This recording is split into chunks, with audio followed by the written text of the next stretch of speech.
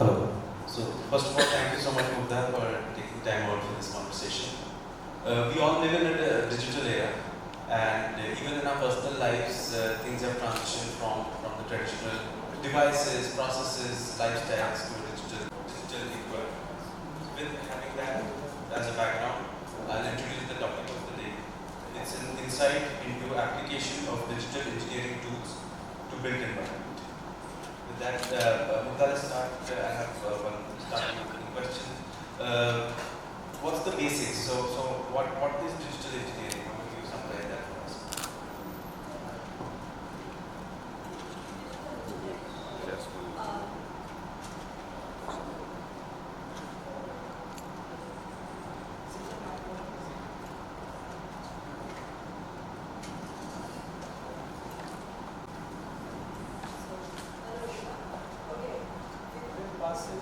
Before diving into digital engineering, everyone, how many of you have heard about building information modeling? Okay, yes, and also we saw in the presentations yesterday people have mentioned 3D film and other digital engineering technologies. Well, how many of you have heard about digital engineering, not just film? Okay, so I'll start with BIM. So building information modeling, it's a collaborative process and technology for creating a 3D model and then applying the information, which is the data part, to the 3D model. And that is what BIM is. It is basically a virtual representation of a physical asset. Right? And obviously we are all aware to a certain extent what a BIM model is and what it can be used for, and we may have used it in some shape or form. Now let's talk about digital engineering. Right? So when we apply this collaborative and data-driven approach and process and technology to the whole process of a project, starting from planning to designing to construction and all the way to operation and maintenance of that particular built asset, that is what we call digital engineering. So basically we are extending this just from the building phase and applying it to whole construction phase and asset life cycle of that building. So that is what digital engineering is.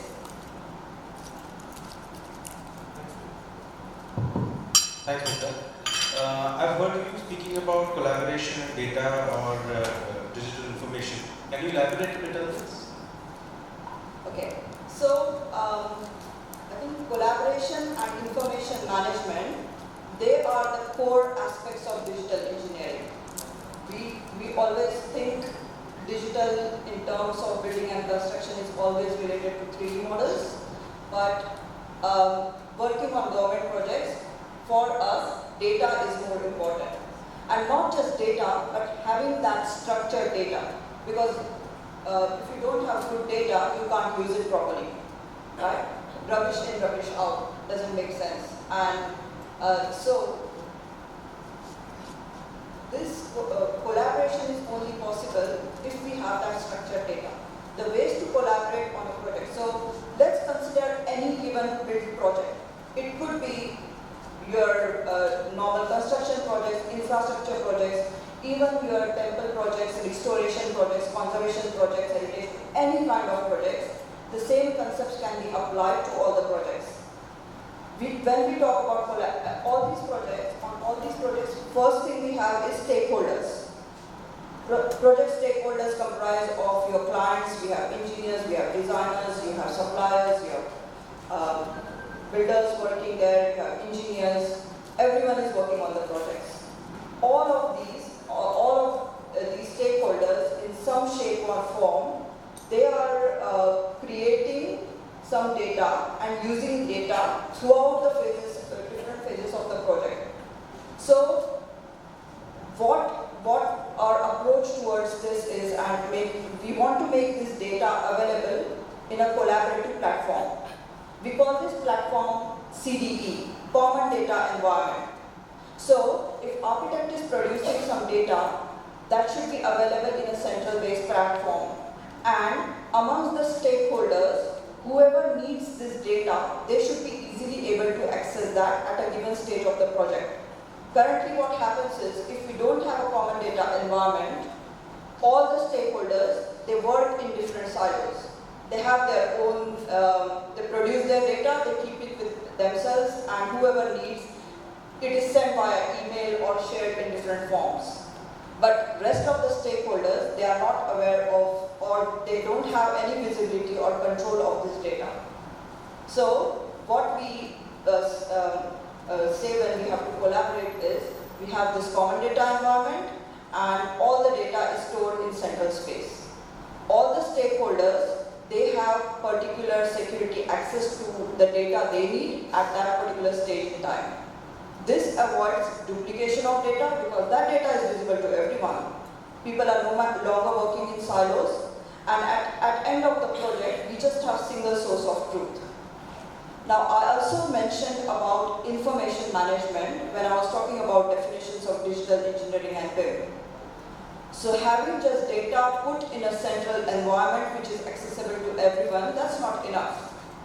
We need to apply metadata to this documentation or whatever information we are producing. First aspect of that is having a document number. This document number can be defined by the organization or the client who is using that data. But document number is generally machine readable. It will be AR001556, it can be whatever. Then it needs a document title which is human readable, and that should make a sense. That should make some sense of what it is. Is that enough? No. We need more metadata applied to it. We need versioning and controlling of these documents, because since they are living in a central environment where everyone can access it, we need to be able to find the latest information. So versioning and control is important on those revisions, is important for these documents. Also, if these documents are sensitive, if they are official, what are they required for? So they should be tagged as per that sensitivity requirement. You don't want to issue those sensitive documents or finance documents to everyone. So they should be labeled sensitive. There are different labels which can be applied to these documents. All this structured metadata, when that gets applied to the documents and when they live in that common data environment, that is when we are able to easily access and retrieve those documents at any given point in time. Now, this is just a very high-level concept on how it's done, but we do have international standards like ISO 19650, which actually explain us how this information management should be done. It tells us what metadata should be applied, what it should be used for. And common data environment platforms are like, if anyone has heard of ProjectWise, there is TeamBinder or Innate, so there are various different software or tools which allow us to put that metadata. If you just name a document, put it on SharePoint or your computer, all you're going to see is the document title or document name, whatever you have given it. Unless you open that document, you don't know what's in there. But when you have this metadata applied, anyone can virtually go into that environment, search. You need to find architecture file of a particular area or a location which was produced by a certain company. Yeah, you just type in there and you get the latest version of that document. And also there are different stages. So if the document is work in progress document, if it was shared for information, if it was published, if it was archived, all these things are labeled properly. And this is what is defined in the ISO 19650 standards. So basically, collaborative and information-driven approach part is covered in this aspect where you have the common data environment and information is put in there. So that is how, that is why I insist on those collaborative and data-driven or information management aspects of digital engineering. Very interesting to know. You spoke about digital tools. Could you elaborate a bit more on how it's applied in a built environment? So, first aspect of digital engineering, we spoke about information management. Second aspect is about digital tools. So like I mentioned before, like all of you have heard of, most of you have heard of BIM. Even in the presentations from yesterday, we have seen people mentioning BIM, GIS, we have seen them mentioning augmented reality, virtual reality. Everyone has seen drones being used for laser scanning and things like that. These are all digital tools. How we apply these tools in conjunction with collaborative environment and data management, information management, that drives the success of a digital engineering project. So, I'll give few examples like, I think yesterday Sonal mentioned about digital restoration of Khajuraho. That is a very good example of use of digital tools. Also, Dr. Tanisha, in her keynote, she mentioned about factoral dimensions and complexity level you can study the complexity level, let's say, for temples. So, if you apply that concept to this digital restoration, where you can identify shape and form, plus the complexity levels, so you can merge different tools, different aspects of digital, and create or try and restore something. So, there were very good examples of that.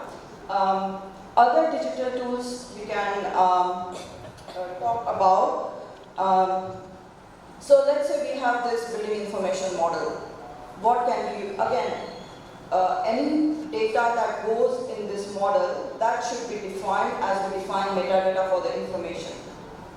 So once we apply this structured data, so you apply the location data to the model, you apply asset data, you apply project data to the model, and now suddenly that model has information which can be used for different purposes. Then you, let's say, for example, you have a temple project, let's say, and certain part of temple you need to restore, you need to work on. But rest of the time there will be devotees who come there and who will be still visiting temple. So what you can do using this digital 3D model is you can create simulations. You can create pathways to redirect the people. You can create pathways to bring in the construction material and you can divide that site. And you can visualize this even before going and starting or doing any work on site.